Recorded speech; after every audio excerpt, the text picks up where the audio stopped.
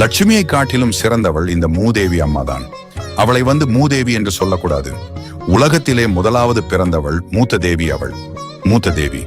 அதைத்தான் நாம் சுருக்கமாக மூதேவி மூதேவி என்று அவள் என்னைக்கு முதுகில் குத்தப் போகிறாளோ தெரியவில்லை. மூதேவி என்று அவளை சொல்லக்கூடாது.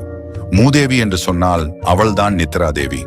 அந்த நித்ரா தேவி நம்மிடம் குடியிருந்தால்தான் நமக்கு நிம்மதி இருக்கும் என்று மனதில் சந்தோஷம் இருக்கும்.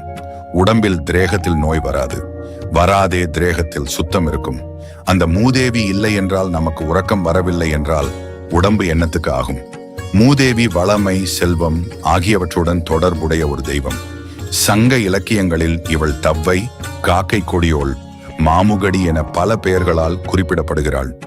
பார்க்கடலை கடைந்த போது மந்தார மரம், பாரிஜாதம், கற்பக விருட்சம், காமதேனு, லட்சுமி தேவி, சந்திரன், அமிர்தம், ஐராவதம், சங்கநிதி, பத்மநிதி, தன்வந்திரி இவற்றுக்கு முன்னால் தோன்றியவள். ஜேஷ்டா தேவி என்றும் மூத்தாள் என்றும் சொல்லப்படுகிறாள்.